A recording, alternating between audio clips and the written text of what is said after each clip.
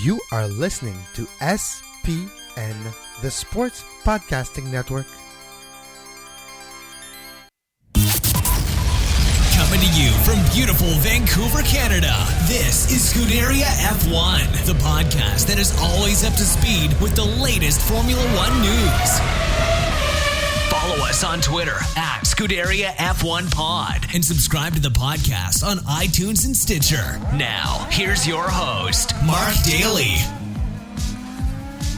Hosting today, Kevin Laramie. Mark Daly is here as well. Mark, how are you doing on this very special Saturday night? It is a very special Saturday night. It is Canadian Grand Prix Eve, if you want to call it that. Exactly. So if you're a Canadian Formula One fan, it is a great time because we get to watch a Grand Prix without having to get up at 3 a.m. So that's always a good thing. For me, which is a night owl, it's a great time because in the East Coast, usually it's 7, 8 a.m. in the morning. The Grand Prix, this one, is in the middle of the afternoon. Perfect timing for me to wake up, get my coffee, get my breakfast, and watch cars go around the Ile Notre Dame. It sounds like a perfect Sunday afternoon for me. Exactly, Mark. I was talking to you today and I had a flash. I was like, Mark, well, Grand Prix tomorrow, and there's a lot of news, and I've had some interesting brushing of shoulder this week. We should do a show today. We should talk about the Grand Prix and preview it. And you're like, yeah, absolutely, let's do it. So, Mark, we are doing it. And to preview the Canadian Grand Prix tomorrow, we decided today to talk about the starting grid, to talk about a couple stories. But first of all, I want to say, yes, I'm a name dropper. You can call me that. But this week, I had the privilege to meet David Croft of Sky Sports F1. And Mr. Croft, I have to say thank you for that little brief conversation. But again, you rekindled my love of this sport. And Sky Sports F1, watch the feed tomorrow on TSN. That's where it's from, Sky Sports F1. The best sports coverage in the world. I keep repeating it, but for me, it revitalized the way I do my job, which is talking about sports, and it's all because of them. Yeah, and they do a fantastic job, and I really enjoy the coverage that we're getting, and it seems that this year in Canada we're getting more and more F1 content away from the race and qualifying itself, which is great because it always seems in years gone by that the only thing that we get is when the lights turn green and the cars race off from the starting line, and then as soon as that checkered flag gets waved at the end of the race, that's it. So with the Sky Sports, with the coverage that they do and TSN, giving more of the pre-race and the post-race stuff just makes it a lot more enjoyable to stay connected, to get all this great stuff from them for Formula One fans from coast to coast. And we had a conversation that lasted, about 3-4 minutes as a whole, and that's exactly what they asked me. They asked me one thing, like, how's the coverage this year? How do you like TSN, the coverage this year? Not knowing who I was. I introduced myself after when they realized that I knew what I was talking about. I'm like, yes, I kind of do this for not a living yet, but close to it. So yes, I know a little bit about it, but they were like, because TSN this year is a new partnership, a longer partnership where the entire Sky Sports F1 broadcast, that is broadcast usually only on Sky Sports F1 in the UK, this week, especially because of the primetime aspect of it in the UK, it's late at night. Well, not late, but it's at night. That's at dinner time. That's where it is broadcasted in the UK, so it's on Sky Sports 1. But for them, it's one of their best numbers the entire year. It's the Montreal Grand Prix. Yeah, and it's interesting too because I think the first time I noticed that there was the additional coverage was a couple of Grand Prix ago. I think it was for the Spanish Grand Prix. I noticed that they had all these pre-race things and kind of the walk up the pit lane with Damon Hill and some of the other F1 personalities that they have on Sky Sports, and then also out in and around the qualifying sessions. So it just seems to have continued, and it's getting to a point now where my PVR is getting a little bit full because I've got the Euros on there, and today was the Canada-Japan rugby match, which I was covering this afternoon, and now Formula One. So after we get done here, I still have a whole load of things to catch up on. I'm going to be up till the small hours tonight, but with all the good things going on in multiple sports this weekend, it's quite an enjoyable and pleasant evening that I'm looking forward to. So, like we're saying, it's business as usual. We're usually up late anyways to talk about sports. This time it's going to be F1. And today was the qualifying before the Canadian Grand Prix. Tomorrow, Lewis Hamilton got his 53rd career pole, is fifth in Montreal, winning 3 times off the pole. Well, a couple of times he did not finish and didn't win off the pole. But for Lewis Hamilton, here's a quote that he said, Mark, after the official press conference in the scrum, after he talked about where I should have been more honest. Honestly, the lap I made wasn't that great, and that would maybe explain the closeness of Rosberg and Vettel, because in his opinion, he was about 0.6 of a second faster earlier in the day, so he believed he lost a little, then maybe Rosberg and Vettel gained a little. It's interesting, too, because I was listening to an interview with Red Bull's Daniel Ricciardo the other day, and he reckoned that going into qualifying, that Mercedes, the gap has been closed a little bit, but he reckoned that they still probably had half a second per lap on the Red Bulls and on the Ferraris and some of the cars of that caliber. And then he believes that when it comes to everybody in race trim, that they should be able to close that gap a little bit more.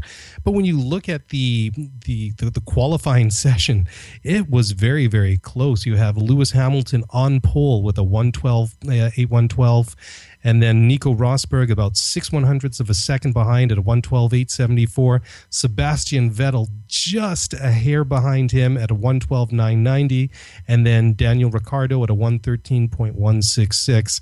So literally a very small fraction of time between those first four cars. And then Verstappen was not that far behind his teammate, couple of tenths, but still a very close and very enjoyable qualifying session. I was a little bit disappointed at the end because Lewis didn't actually better his time, first time around the track in Q3. And then Rosberg was really pushing it, and then he locked up the tire. And then, well, at that point, it was like, why bother? You weren't going to catch that time up. But still, very, very enjoyable and very interesting to watch that group of cars so close. And you saw where he logged the tires too, and it was explained by Johnny Herbert on the Sky Sports F1 broadcast where he logged the tires. It was a driving mistake and not just a tire blocking. It's because he was a little bit in a part of the track where he wasn't used to, and there's a couple of bumps there, and there's a change of grade as well. Small, but enough to, if you don't go into it with the right angle in the turn, you're going to buckle, you're going to bump. And you see in the replay, when the tire blocks, it bumps the car a little bit, and that in the air will cost you time, and that's exactly what happened. So it's a driver mistake by Rosberg that locked the tire right there. Well, it's interesting, and again, we see how that Formula One is a game of inches. We saw it a couple of weeks ago in Monaco when just how close everything is there, and when the track is so wet that you can be in the wall before you know it. And then again, we saw it this afternoon when Carlos Sainz introduced his Toro Rosso to the infamous Wall of Champions. Yes. And that almost claimed another very good driver later on in the session when Sebastian Vettel also he hit the Wall of Champions, but he just managed to keep it. I think it just hit the rim of the right rear tire, and I think perhaps other than maybe scrubbing off some of the paint, there was no further damage than that. But exactly, it is an impressive and an exciting corner to watch those guys come down that long straight on the back of the circuit just before the pit entrance, go through the chicane, and then come so close to that Wall of Champions time and time again. You know what's interesting to me in this last chicane and then the run to the line, basically, in the history of this track, I've been there 3 times live, never to watch F1, but to watch NASCAR twice and to watch Champ Car. And especially NASCAR, when you can bump and draft and touch the other car, when you get into that last chicane in first, you know you're going to get put into the wall. You know that's going to happen. But in F1, in the open wheel type of car, it was the same in Champ Car.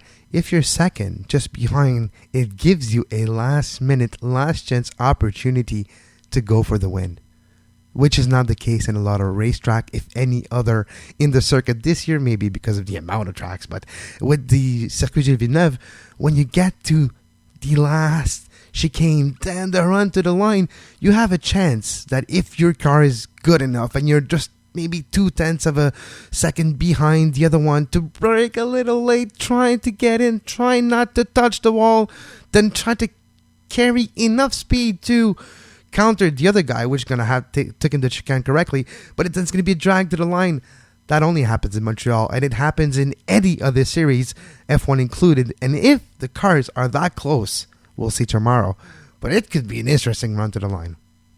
Well, not only that, also Montreal is such an exciting circuit to watch, especially the start, because the way that the track is configured, that when they pull away from the start line, just the way that the track is built, that they sort of draw a little bit to the left, or sorry, a little bit to the right before they start getting into that first corner, that hard left-hander into the Senna S, turn 1, into turn 2, and then they go around the back of the circuit there.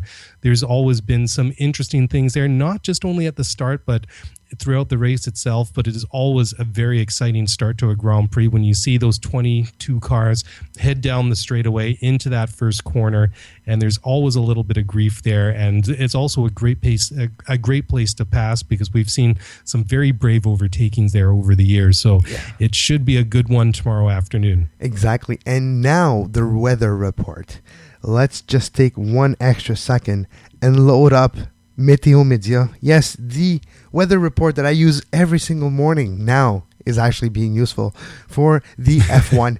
It's looking for tomorrow morning 11 degrees Celsius with a chance of shower in the afternoon. Sunday, cloudy with showers, 17 degrees Celsius. It's going to feel like 60% of precipitation, 30 kilometers per hour wind from the northwest with a 48 kilometer gust as well, 55% of daylight, and plus about a little more than 1 millimeter of rain. So it's not going to be a torrential rain for the race, but there's chances of showers during the race tomorrow, Mark.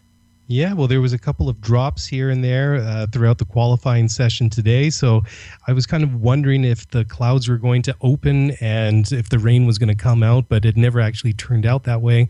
But it could happen. It could be a wet race. And as we see, or as we saw a couple of weeks ago in Monte Carlo, that it really changes things up. And it'll be interesting, wet or dry, to see what happens, because I think based on what we saw 2 weeks ago, that Daniel Ricciardo really wants to make amends for the last 2 races and try and win a Grand Prix when he's had 2 literally slip through his fingers, one to Lewis Hamilton, one to his teammate Max Verstappen.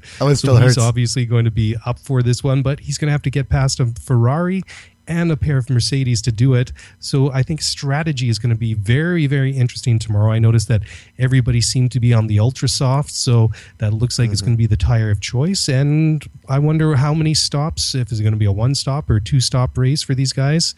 And if the rain gets thrown in there, that will just completely set everything on its head. Exactly. So we talked about Hamilton and Nico Rosberg in 1 and 2. Let's go through the starting grid for the Canadian Grand Prix tomorrow. Sebastian Vettel, first in that second line. Daniel Ricciardo, his former teammate next to him. Max Verstappen, the young prodigy for Red Bull, in 5th position. Kimi Raikkonen, 6th. Valtteri Bottas of Williams, 7th. Felipe Massa, his teammate, 8th. Nico Hülkenberg of Force India, 9. Not a bad result at all for Hülkenberg. Alonso, 10. The 3rd straight Q3 for Fernando Alonso, number 10. He's still not necessarily confident that a miracle can happen tomorrow, that they can win. But if he's hoping for rain, and because if there's rain, the Honda engine, which did have an upgrade, Mark, by the way, for this Grand Prix, but still maybe not up to par with the Renault or Ferrari engine. Which is interesting, because I was listening or reading an interview with Fernando just the other day, where he reckons now that the development of the Honda engine is starting to outpace the improvements that McLaren is making on their own car. But it is good to see that they actually are making it into Q3, and Button very narrowly missed out on getting into that last session with a 114.437 that got him 12th on the grid. But it was good to see. I thought that it was interesting to see that Raikkonen was in P6, and he blamed the hairpin. The infamous hairpin was that he just wasn't able to get enough speed and enough time through there, and he said he just struggled. And that hairpin is always for me remembered for one thing: when Nigel Mansell drove around there 20 years ago on the last lap when he was winning the race and waved to the fans and switched off his engine, and sadly didn't win the race that day. And then also several several years ago. I think it was in 2007 when Robert Kubica had a big crash. Oh yeah, just on the entrance. Just in that little straightaway before getting into the hairpin there. But a weird crash. That was his last time in F1, if I'm not mistaken. After that, he is still driving though in rally to this day. That's correct. Yes, and then I think pretty much from there on down, the second half of the grid is pretty much to be expected. We have the Haas's in 13 and 14th, and the Toro Rossos and before you move on, 16th. Mark, quickly, Force India. I mentioned Sergio Perez in 11. Yes, he's the first one to actually be able to choose his tire to start the race, because the top 10 have a parc fermé for their tire. Not number 11. It's going to be interesting if he changes that early tomorrow, if weather or any other strategy they do have, if they go with the soft like it was successful for his teammate Sergio Perez in Monaco. It's going to be interesting to see what they do this time around in 11th. Yeah, and also just not only the strategies, but also the tire compounds. Ultrasoft obviously were the tire of choice throughout qualifying today, but will we see guys maybe opt for the harder tires, a pair of super softs, and maybe try to go for longer stints? We saw a couple of weeks ago in Monaco that didn't really make a difference because Ricciardo and Hamilton pitted within a couple of laps of each other. I think Hamilton had the ultrasofts, Ricciardo had the super softs, and I thought that perhaps maybe that meant that Hamilton might have to stop a second time later in the race. As it turned out, it didn't really make a difference. He still had plenty of pace on the tires, and it was Ricciardo that actually ended up losing the advantage maybe that he had, choosing the harder tires with a couple of lockups throughout a couple of times on the back of the track there. But we'll see.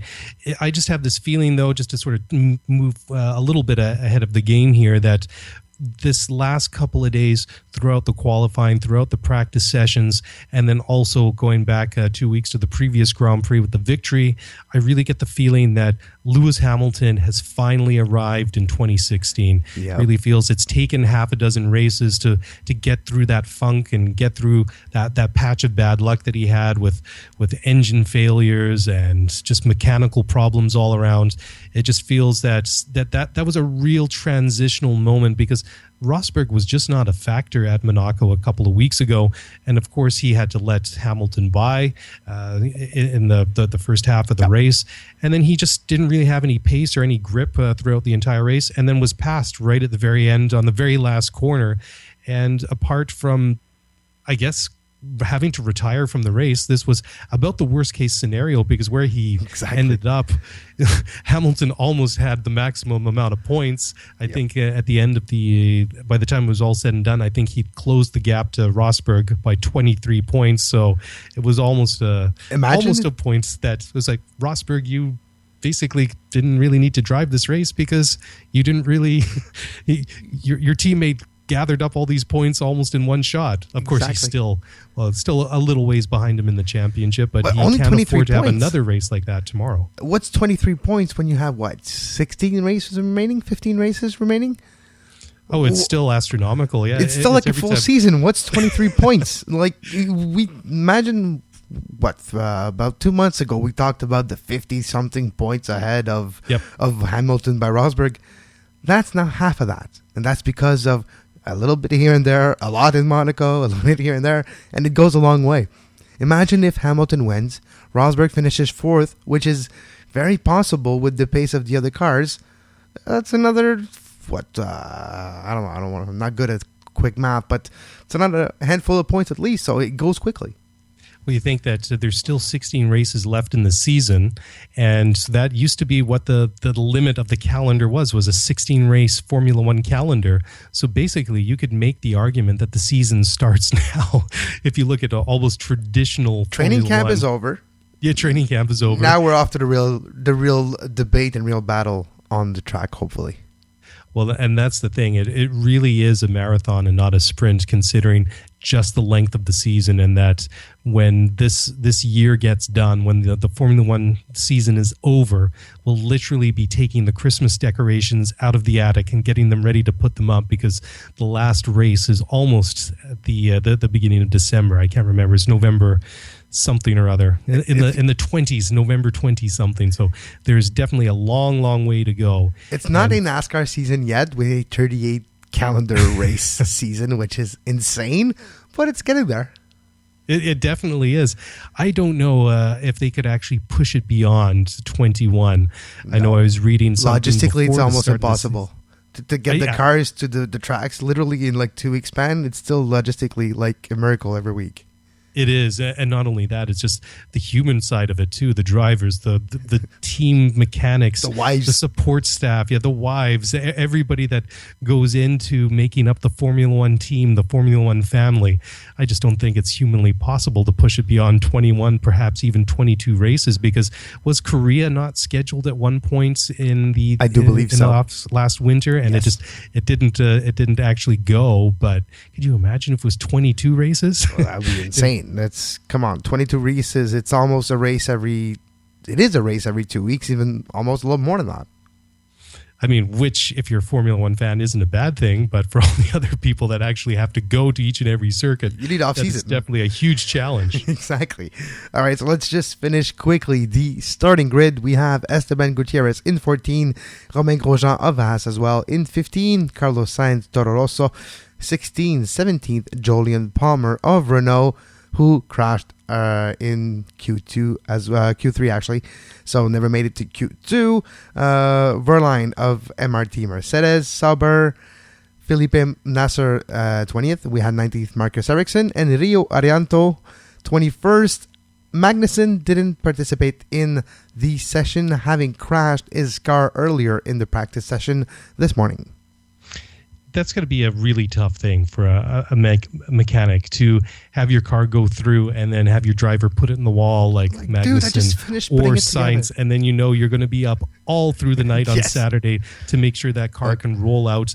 Well, maybe not even for the warm-up before the race, for the practice, but at least to the starting line for the Grand Prix. Dude, I had plans.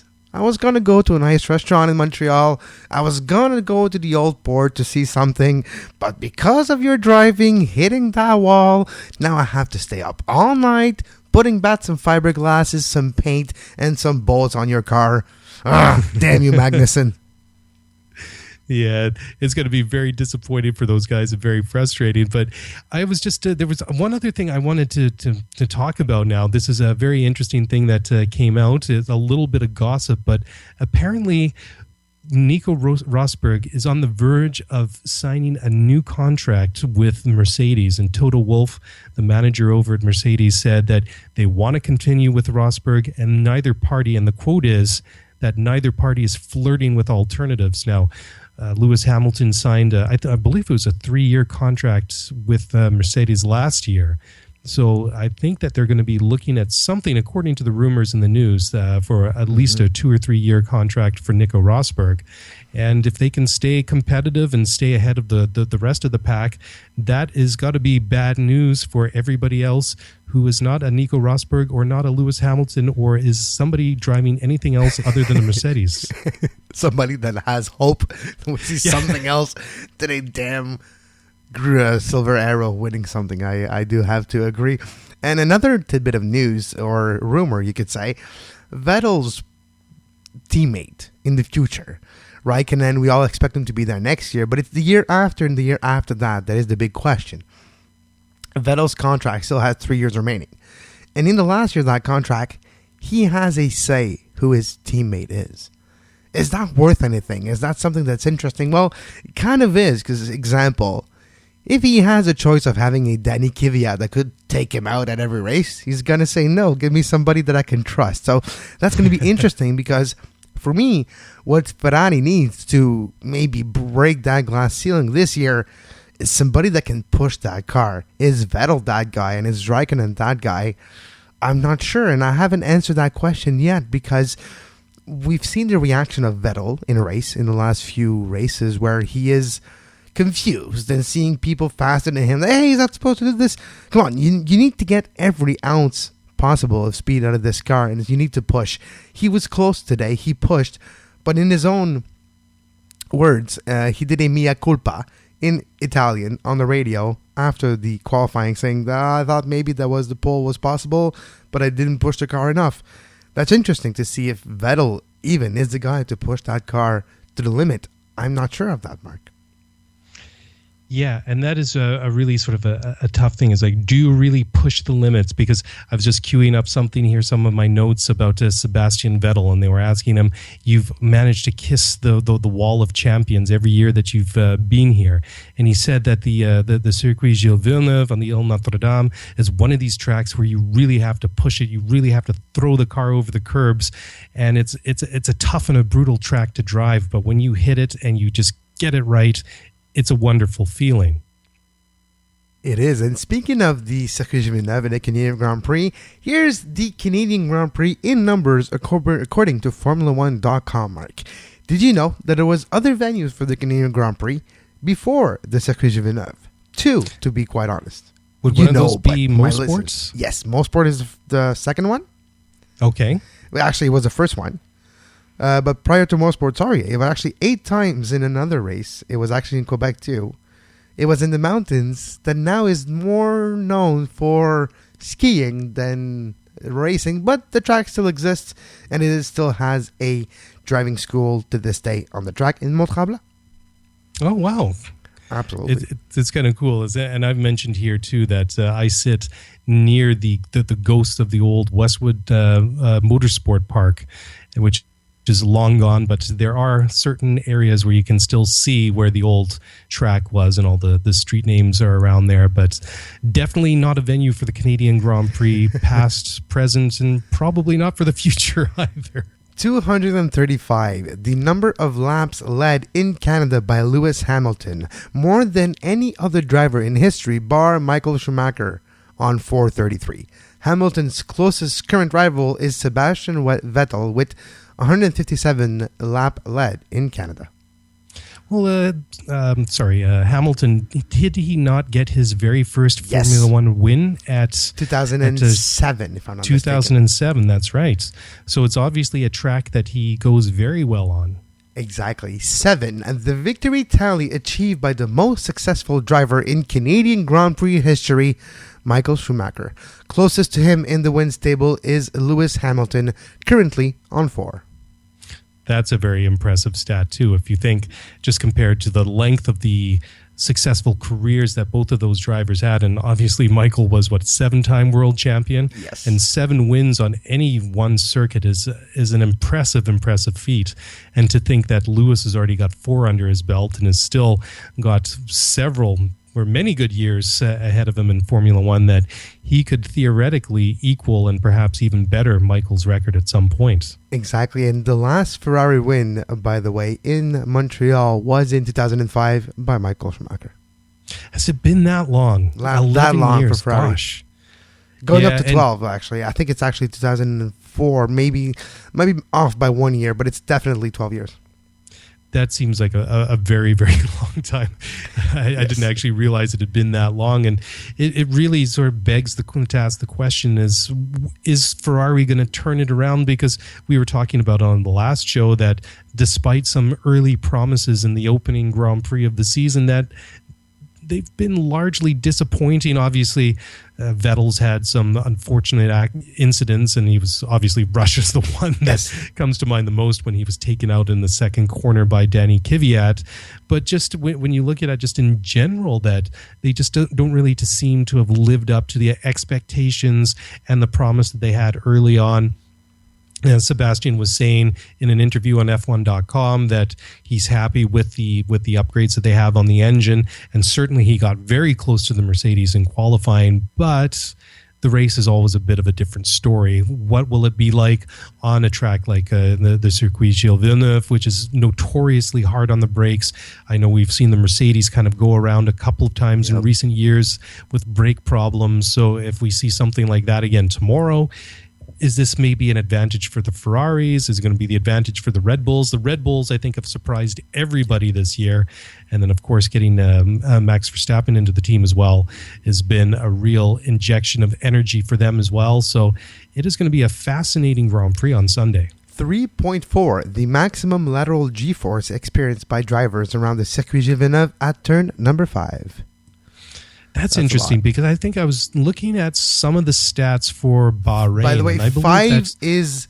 I think it's 5.5 G was the maximum load at Bahrain. So not that 3.4 is anything to turn your nose up and laugh at, but that's a very big difference in the in that G load. And when you go to, example, a fighter jet, all right, what you experience on a fighter jet pilot is around 5.5. So, but that's constant, and more is like 10. That's when they need a like lateral G-force suit. But for normal, not wearing a G-force suit, 3.4 or 5.5 in Bahrain, still a lot. 13, the most wins by any team in Canada by McLaren, and you can almost put money that Monday morning that number will still be 13. Sadly, I think for fans of McLaren that, that's going to be still the same number of wins unless something drastic happens tomorrow, that there's rain and guys have accidents, Red Bulls don't start, retirements, and the most bizarre circumstances that you can think of. 6, the number of current drivers to have won the Canadian Grand Prix. In addition to the aforementioned Lewis Hamilton, the following have each taken one victory in Montreal: Raikkonen, Alonso, Button, Vettel, and Danny Ricciardo, who won it here before. Who knows? Maybe tomorrow will be his second in Montreal. Well, that's for his sake. I kind of hope that he does, because this has to be a real low point in his career, considering that they blew his pit stop in Monaco a couple of weeks ago. When he went into the pits, they put him up on the jacks and had nothing to put onto his car after the old tires were taken off.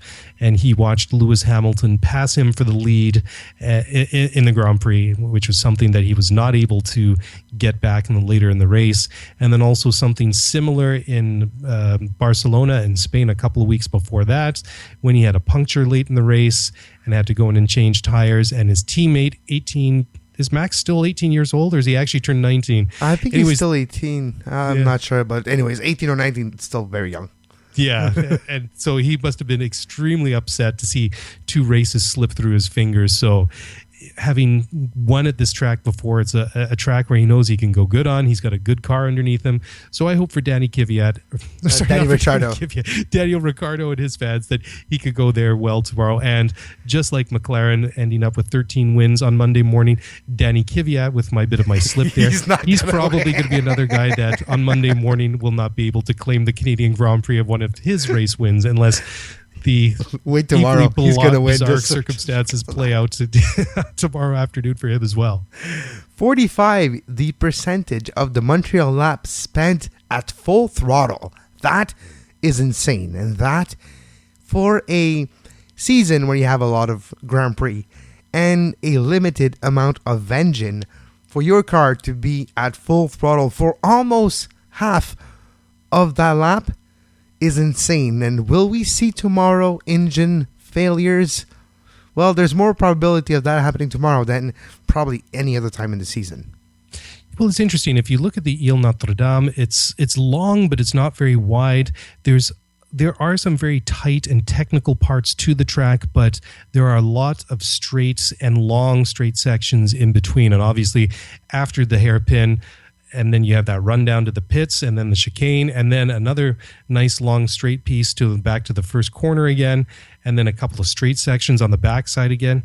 Yeah, 45%. Just looking at the track map, that is a lot of time and a lot of wear and tear put on the components of the car, and a lot of brakes, a lot of stress put on the engine. So the engine and the brakes will be what we're going to follow closely during the race tomorrow to see if it affects the reliability of cars, because Mercedes in the past had brake problems, and the engines were not necessarily, yes, they're very powerful, very efficient, and they're great engines, but they did change engine quicker this season to cancel some trouble that they have seen going to them. So it's going to be interesting to see what happens with the engine tomorrow on the brakes. 4, the record number of fastest lap achieved in Canadian Grand Prix history, an honor shared by Kimi Raikkonen and Michael Schumacher.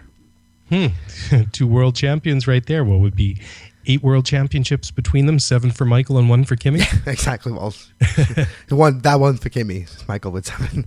Yeah, that one for Kimi. 2004, the last year in which Ferrari won the Canadian Grand Prix. So there you go. That answers my question of earlier with Michael Schumacher at the wheel. That just blows my mind. It doesn't seem like it's been 12 years, but obviously you have the stat there right in front of you, so who am I to argue with it? 10, the lowest grid position from which the Canadian Grand Prix has been won by Jacques Lafitte for Ligier in 1981. In more recent years, Kimi Räikkönen won from 7th in 2005, as did Jenson Button in 2011. So it is possible to win outside of the pole here in Montreal.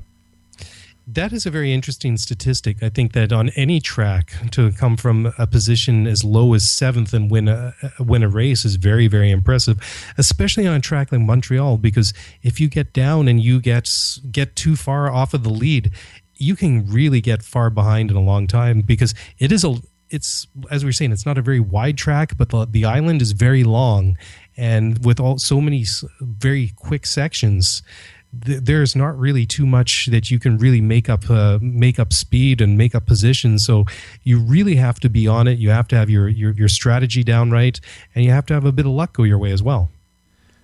2.36, the fastest pit stop time in seconds recorded during last year's Canadian Grand Prix, achieved by Toro Rosso and Max Verstappen.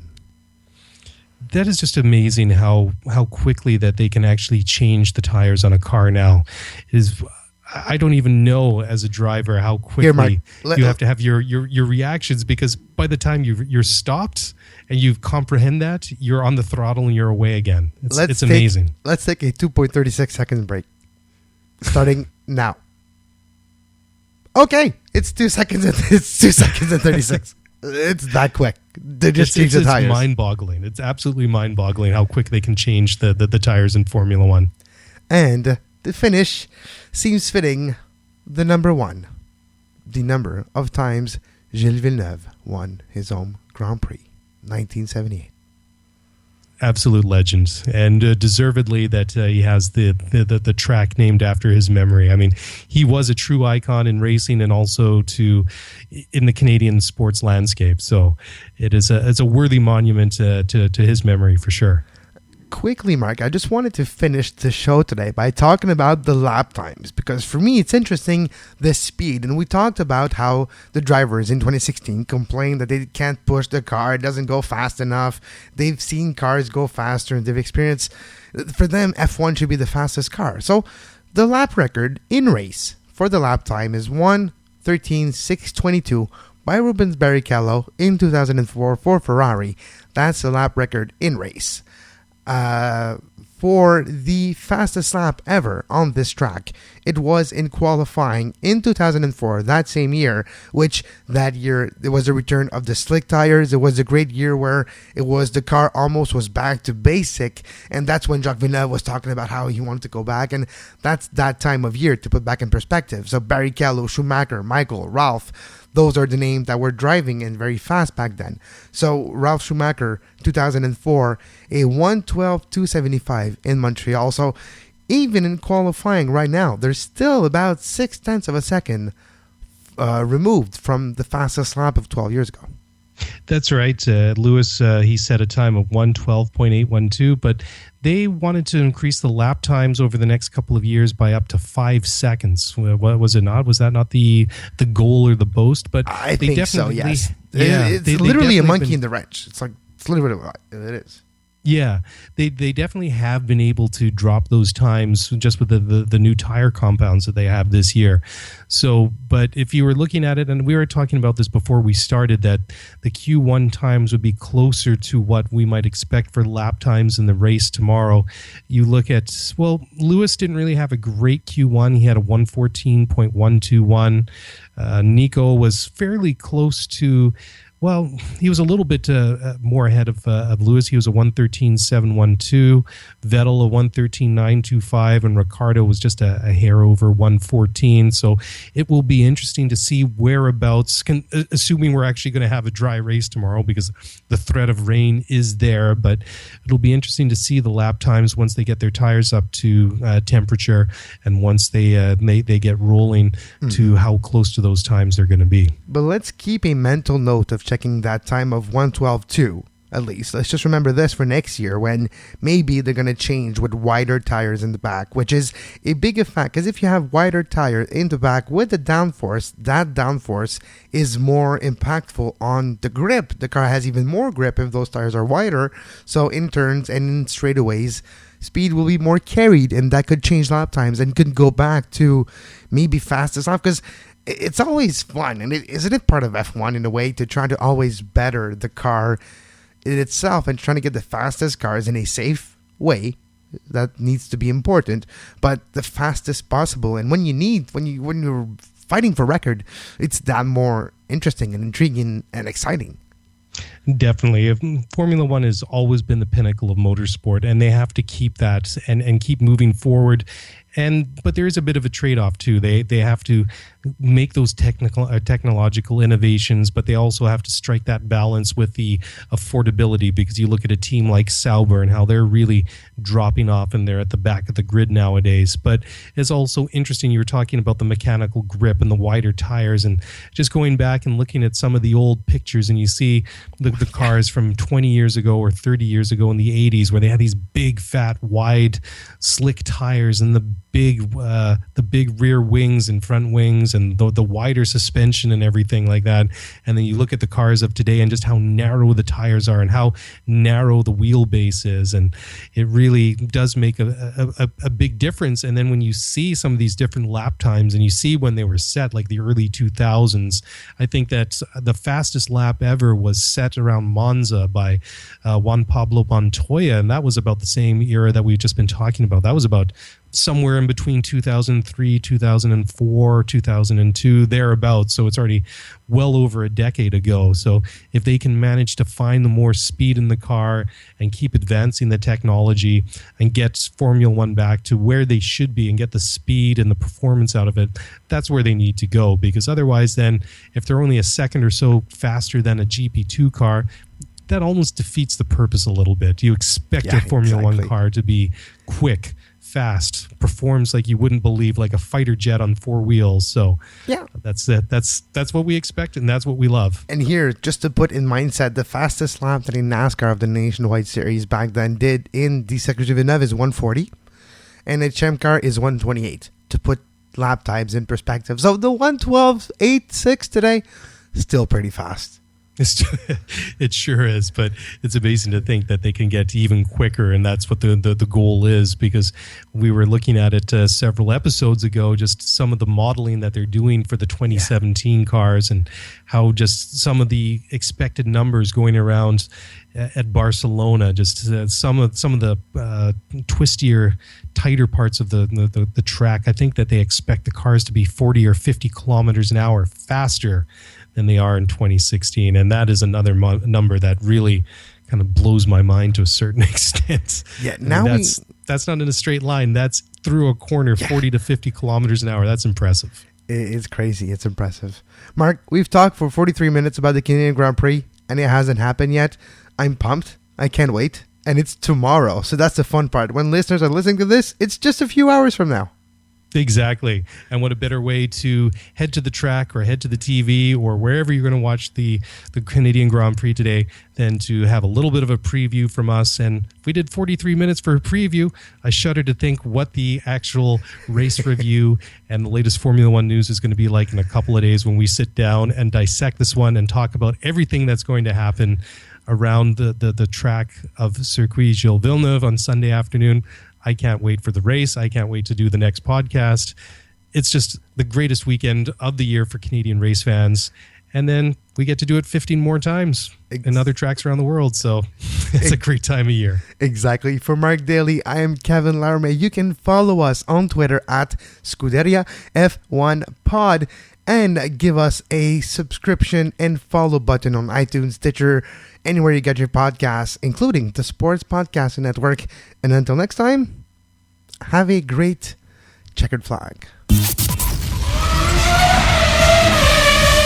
Thanks for listening to the Scuderia F1 podcast. If you want to get the show notes for this episode, then head over to ScuderiaF1pod.com. Want to get in touch with us? Then email us at ScuderiaF1pod@gmail.com.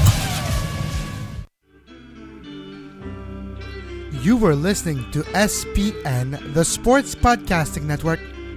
Visit us, sportspodcastingnetwork.com.